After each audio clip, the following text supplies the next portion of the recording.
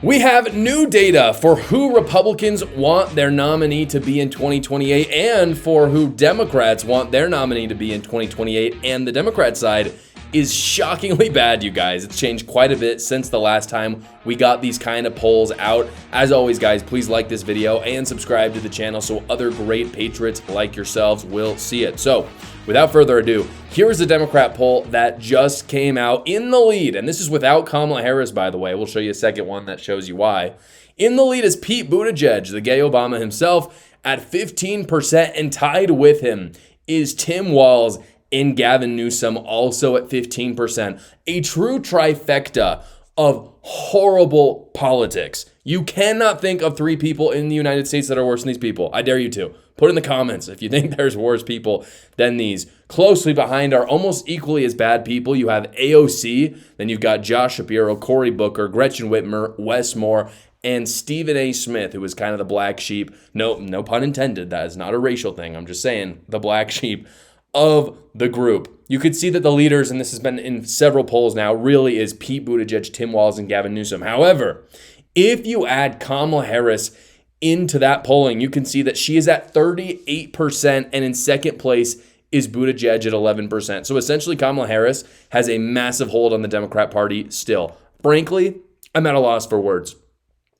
How are their top dogs Kamala Harris still? How is that even possible? How do you have Kamala Harris, who's done nothing good in her life ever and never done anything in the last 7 months, still at the top of the pile? It makes no sense. And then shortly behind, you have Pete Buttigieg, who nobody's going to vote for. I'm sorry. Independents are not going to vote for Pete Buttigieg. It's not going to happen. It's never going to happen. He literally hosts gay pride stuff with children where they pledge allegiance to a gay flag. It's not going to happen in any case.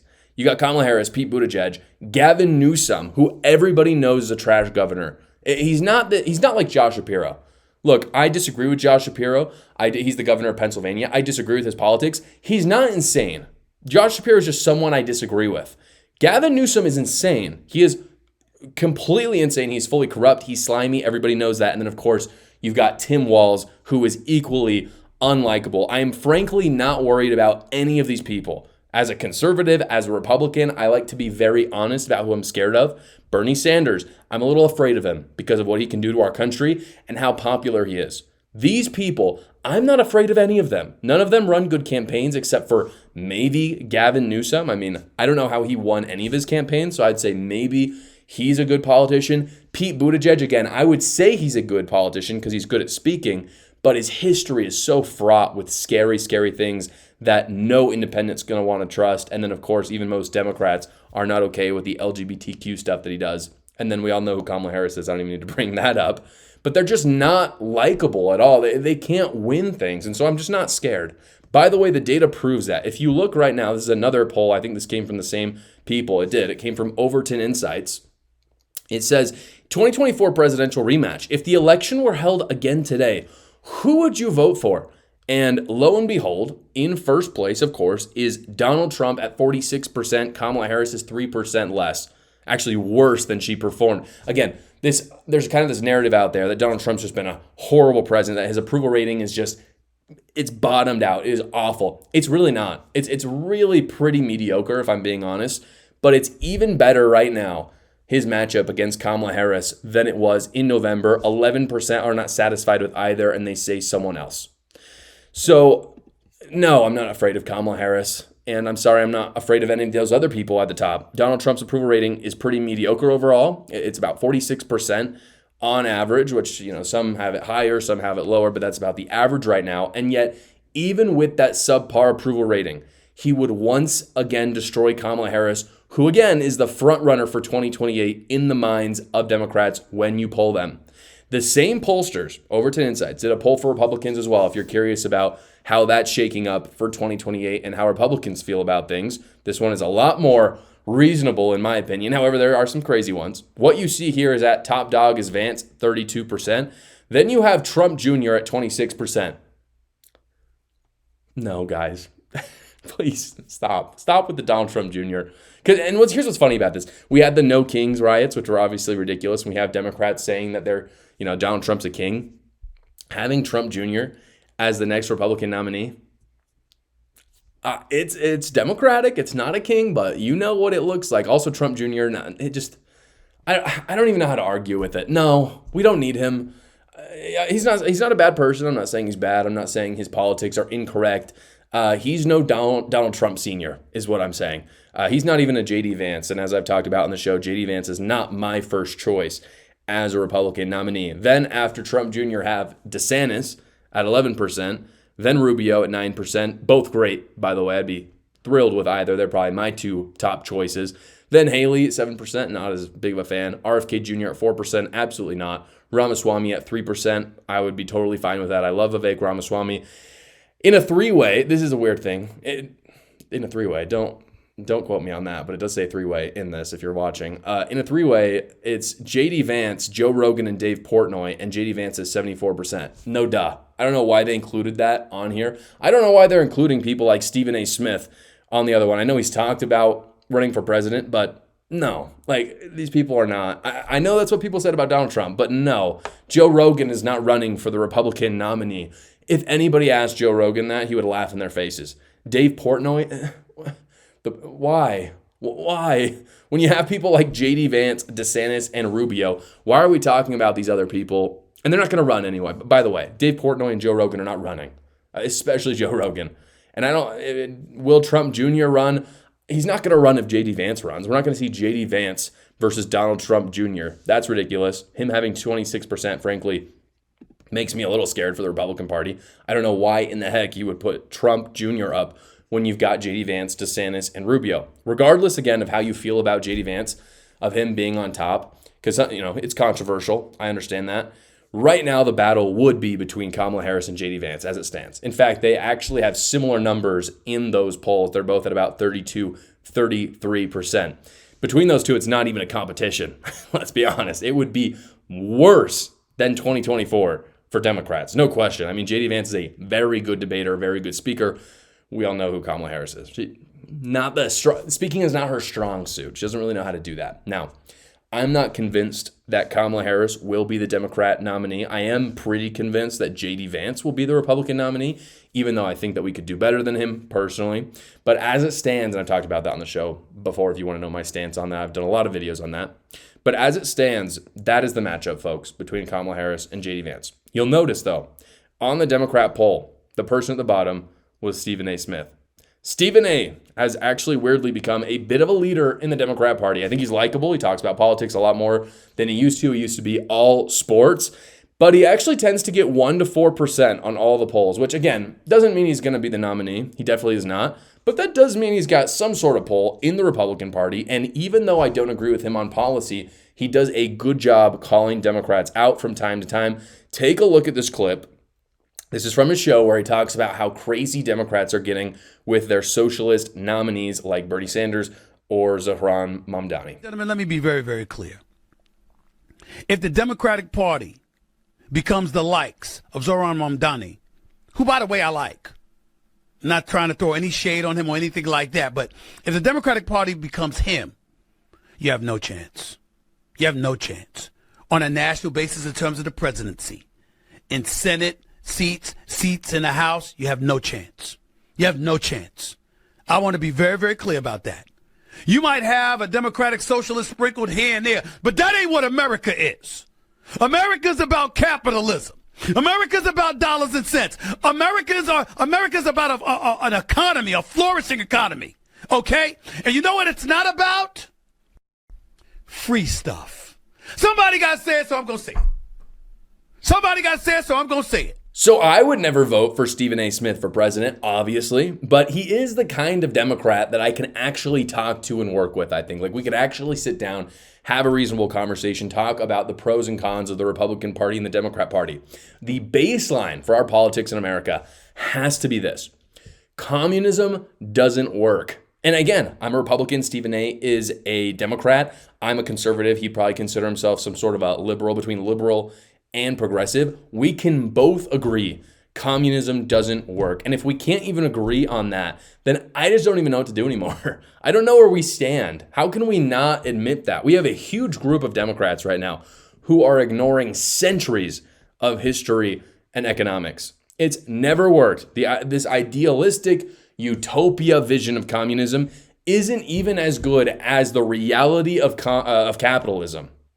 When you look at the reality of capitalism, what's actually on the ground, what is happening in the United States, it is better than just the idea of communism, which again has never even, it's never worked. It's never happened. If I go read the Communist Manifesto, I just read it, and that's why it's been on my mind a lot. It sucks. It sucks really bad. I was on vacation. I wanted to read a book, so I read the whole thing. It's not a very long read, but it is very dense, and it's horrible. It literally says in the Communist Manifesto that communism is basically seeking to end religion. It's seeking to end the family, and it wants to pit everyone against each other, saying there's just, there's two groups, the proletariat, the bourgeois, and we want them to fight it out. We want violence. We want hurt. That's what it says. Go look it up. I'm willing to bet more communists like Zohran Mamdani haven't even read it, because when you read it, you realize how bad it is, not only how evil it is, but also it just sucks. You can laugh your way through the book. You read it and you're like, this is just ridiculous. It sounds like some sort of 18-year-old poli-sci, student at Columbia wanted to write something up, and they thought it was really profound, but it really just wasn't. That's what it reads at. It's horrible. It's a horrible read on politics and society. I think a 12-year-old could poke holes in it all day without even trying. I think anybody could go read it. Democrats have not. I don't believe Mamdani has. I don't think a lot of these communists have, because if they did, they would realize how ridiculous it is. And yet we have a growing faction in the Democrat Party that supports it. Good luck with that, Democrats. The left is a cult, guys. I talk all about it in my book, A New Cult. I talk about some crazy, crazy stories I uncovered and how the left literally acts like a cult, does some creepy stuff. Go check it out right now. It's on Amazon. The link is in the description below. The big, beautiful bill passed the Senate. Huge news for Trump. The vote actually came down 50-50, and JD Vance broke the tie, and we had 3 Republican dissenters. So essentially we had Tillis and Rand Paul, who are the fiscal hawks. There's no surprise there. They didn't vote for the bill. And then we also had Susan Collins from Maine. Now, before I talk about what the Senate changed and how it's actually going to impact your life, let me just say this. I think that it was kind of a good thing that they didn't vote for it, those 3 people, and I'll explain why. Senators have to kind of balance these 2 priorities, these 2 ideas, which is that we have to do what the party wants us to do, but we also have to do what the voters in just our district, or in their cases, in their state, want us to do. We have to be able to go back to our state saying we did something for them. And in this case, the 3 dissenters felt that they could not go back to their voters having signed the bill, having voted for the bill. And honestly, I think that is fine because of the fact that it got passed. Now, if the act had not passed, if it had failed, this would be a completely different story. We could blame those senators, but at the end of the day, it passed, and they knew that. They knew going into that, okay, we're going to not vote for this, so we can go back to our voters saying we didn't vote for it. However, at the same time, it's still going to pass. So for Susan Collins, for example, the reason why I think this is a good thing is that she lives in a purple state. She lives in Maine, a state that definitely would have a Democrat senator if not for a more moderate Republican like Susan Collins. Again, I don't agree with Susan Collins on most things. However, I think we could all agree that it is better to have a rhino or a moderate Republican in Maine than a full-blown progressive Democrat. Maybe you don't agree. I think that's better, personally. So I actually think it's a win because I think this is how politics goes. I'd have Republicans who can go back to their voters, who are mostly Democrats, and say, hey, I did this one thing for you, rather than have a Democrat who every single time votes against Republicans. Susan Collins votes with Republicans 90% of the time, but that 10% really matters to keep her in office. I personally think it's a strategic win in purple states, not in red states. In red states, they should be pure blood Republicans. They should be conservative. And if they're not, they should be primaried. With that, here are the changes that the Senate just made. These are the tax provisions. The SALT deduction cap was changed a little bit. If you don't know what SALT is, it's the state and local tax deduction. Essentially, in states that have income tax, you can deduct the amount you paid to the state off of your federal tax. So in Utah, for example, which is where I live, I have to pay state income tax, not a lot, but a little bit. And essentially, the federal government takes off what I already paid and acts like that wasn't my income. So if I made $50,000 and I paid $5,000, I'm just using rough numbers, to the state, the federal government looks at my finances as if I only made $45,000. And that's important for a lot of those high income tax states.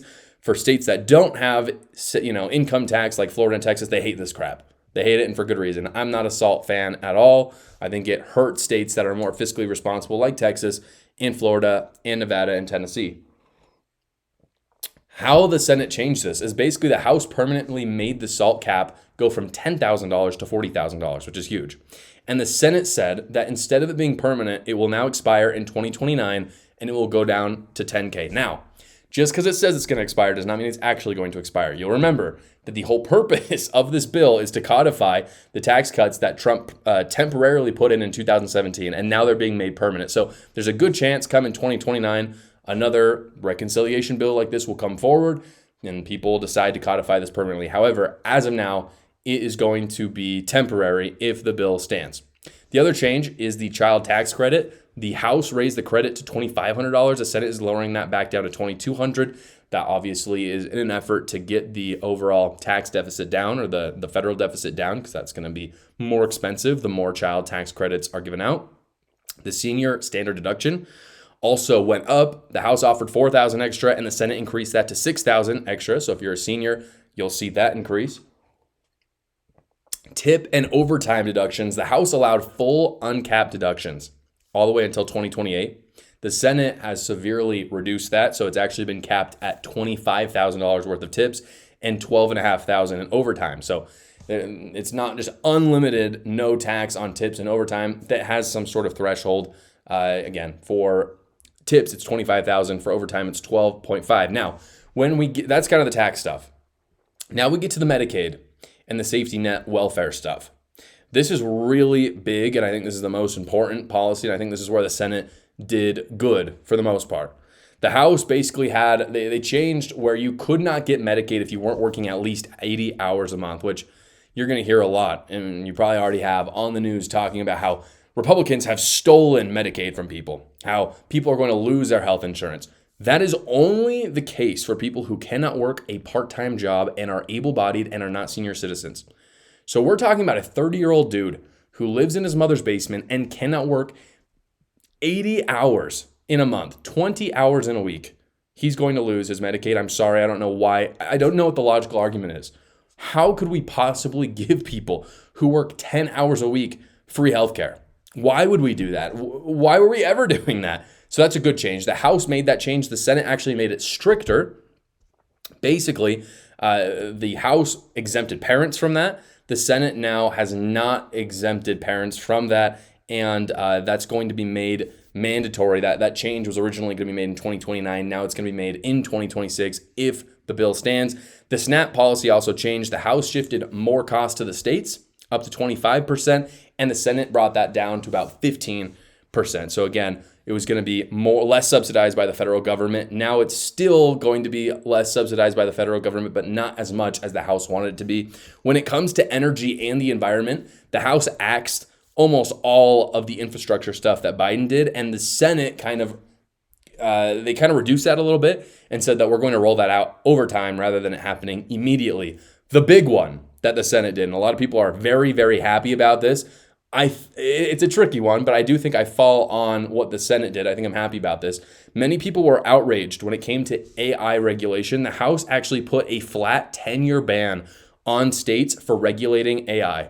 And the reason why they did that is so the federal government could still regulate AI through Congress and the Senate. But they didn't want states to be able to do it because they wanted AI to essentially be able to go unregulated, to be able to grow as fast as possible. And I understand why that might be perceived as a good thing. However, you do take a lot of rights from the states when you do that. The Senate struck that down completely. It was 99-1. Almost every single senator agreed that that couldn't happen. So now states will be able to regulate AI if they want, as well as the Senate included lease mandates in the Gulf of Mexico and Alaska to boost oil and coal production. So hopefully that will reduce energy costs, gas, all of it. Literally everything that gets delivered, of course, everything should go down because of that, which is fantastic. Other incredible crucial parts of the bill, like permanently codifying the Trump tax cuts and increasing border security funding, stayed, and that didn't change very much at all. There were just some very small things, but I think things that do impact us every day. That's why I want to talk about it. Now, the question is, the big dollar sign question is, how much did all of this cost? The House version was going to add $2.4 trillion to the deficit over the next 10 years. This new Senate version is going to add $3.3 trillion, maybe even $3.4 trillion over the next 10 years. So it is almost $1 trillion more expensive. So essentially the Senate version is just a little more spending, a little more spendy, a lot more moderate in terms of, much to the chagrin of the fiscal hawks, just in terms of welfare and things like this. Now, it has to pass. There's a lot of things that I'm not pumped about in this. I am happy about the restrictions on things like Medicaid. I'm not as happy about what they did with SALT, for instance. But what we will see in the coming week is the House and the Senate leaders getting together and coming in the middle on both of these. So what I've just said to you is not the end goal. It's not exactly what's going to be at the end. And by the way, if you haven't seen originally what the House did, I did a video on that. I'll link it down below if you want to see what the original bill looked like, because it's already changed quite a bit. But I'll talk about when that actually comes together and becomes, again, the small compromises on both sides will come together. It will be a completely new bill. The bill will still increase the deficit by a ton. It will also cut taxes by a ton, though. And this is where we get to my overall opinion of the bill. The reality is we had two choices in all of this. We did. We had a bill that cut taxes and upped the deficit by a ton, which is what it seems like it's going to turn into. Or on the other hand, we would have a bill that didn't cut taxes and upped the deficit by a ton. That was the two choices we had. And often in politics, and this is something that's really hard to swallow, especially when it comes to these reconciliation packages, it's not a choice between a good bill and a bad bill. It is a choice between an awful bill and a horrible bill. And that's the honest truth. And the reason why is because American people don't want the spending to stop. I would consider myself a fiscal hawk. I'm a fiscal conservative. I am very concerned about the national debt. But at the end of the day, these congressmen and senators are trying to get reelected. And they're trying to get reelected by people who do not want the deficit to go down. They don't. Everyone has their little thing that they're not willing to defund. That's how it goes. And so in the end, when you add everything up from every individual American, every individual congressman, every individual senator, it comes out to a $3 trillion deficit, essentially, and it sucks. Now, many people have asked me, why can't we do this thing in separate bills? Like, there's so many things in this reconciliation bill. I didn't even really scratch the surface. I just talked about the things that I think impact everyday Americans like you and I the most. The question is why can't we just put these things in separate bills? Why do we have to put it all together? And the reason why is because bills must clear the Senate floor by a supermajority every time. It has to be 60 votes. And the only bill, so that's the rule. However, the only bill every year that only requires 51 votes is the reconciliation bill. And that is this bill. That is the big, beautiful bill. So it gets crammed full of tons of stuff, whether it's a Republican or a Democrat. It happens every year. And if it's super obvious, if it's easy legislation, it can pass throughout the year. But other than that, the incumbent party is going to try to put as much of their agenda in one bill as possible. And what ends up happening is it ends up getting very, very expensive. If we did single issue bills, nothing would get passed by Democrats. None of this would happen. We would not get more border security. We would not get the tax cuts because, again, there's not 60 Republicans. In the Senate, there's only 53. Overall, because of that, I am glad the bill passed. I think we need the Trump tax cuts codified 100% for our economy, for just the basic things that we come to expect in our tax brackets, in the child tax credits, and the standard deduction as well. If we want to manage the national debt, I'm all for it, but it won't happen in the reconciliation bill. It will happen in gutting our bloated welfare programs. I love interacting with you guys, and that's why I've created my new Substack. I send out a weekly newsletter. It's completely free. And on Substack, I'm also able to talk directly to you, do Q&As, bounce political ideas off each other. Go check it out right now. The link is in the description below. Thank you so much for watching, everybody. Please like the video and subscribe to my channel so that the YouTube overlords will share it with other great patriots like yourselves. And tune in every single weekday at 6 p.m. Eastern for the live show, or you can check out another video right here.